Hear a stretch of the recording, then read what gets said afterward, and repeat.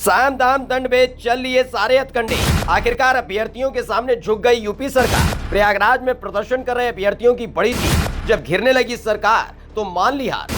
प्रयागराज की सड़कों पर करीब एक हफ्ते से अपनी मांगों को लेकर धरना प्रदर्शन कर रहे अभ्यर्थियों की बड़ी जीत हुई है। जो सरकार कल तक जोर आजमाइश के दम पर, जो सरकार कल तक मामूली मामले में एफआईआर के दम पर, जो सरकार छात्रों को गिरफ्तारी का डर दिखाकर प्रदर्शन खत्म करने की कोशिश में जुटी थी, उसे आखिरकार ऐलान करना ही पड़ा कि हाँ, अभ्यर्थी सही है और सरकार जिद्दी बनी हुई है। लेकिन सवाल उठता है कि आखिरकार सरकार ने एक हफ्ते के बाद ये फैसला क्यों किया? इतनी फजीयत होने के बाद आखिरकार सरकार को यह ऐलान क्यों करना पड़ा, जिसकी पोल अखिलेश यादव ने खोल दी?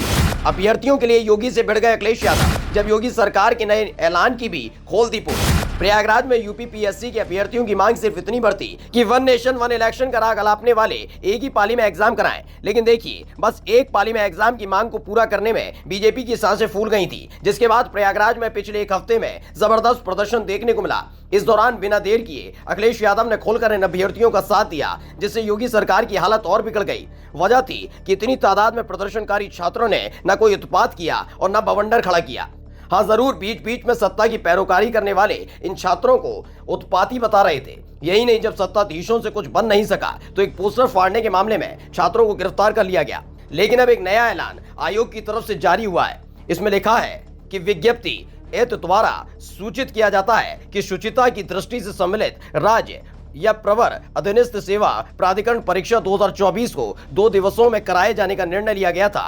सम्मिलित राज्य प्रवर अधीनस्थ सेवा परीक्षा की विशिष्टता की दृष्टिकोण आयोग द्वारा सैद्धांतिक रूप से पूर्व की भांति 1 दिवस में कराए जाने का निर्णय लिया गया है।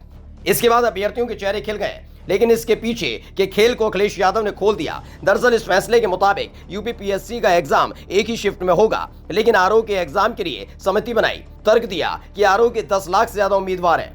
जैसे ही आदेश आया, वैसे ही अखिलेश के एक ट्वीट ने हड़कंप मचा कर रख दिया। अखिलेश यादव ने लिखा है कि भाजपा सरकार को चुनावी गणित समझ आते ही जब अपनी हार सामने दिखाई दी तो वो पीछे तो हटी, पर उसका घमंड बीच में आ गया, इसलिए वो आधी मांग ही मान रही है। अभ्यर्थियों की जीत होगी, ये आज के समझदार युवा हैं। सरकार इन्हें झुंझुना नहीं पकड़ा सकती। जब एक परीक्षा हो सकती है तो दूसरी क्यों नहीं? चुनाव में हार ही भाजपा का असली इलाज है। जब भाजपा जाएगी तब नौकरी आएगी। खैर, ये बात किसी से छिपी नहीं है कि बीजेपी की रणनीति चुनाव के इर्द गिर्द ही रही है। इससे पहले किसान आंदोलन के वक्त भी कुछ ऐसी ही हठधर्मिता दिखाई गई थी।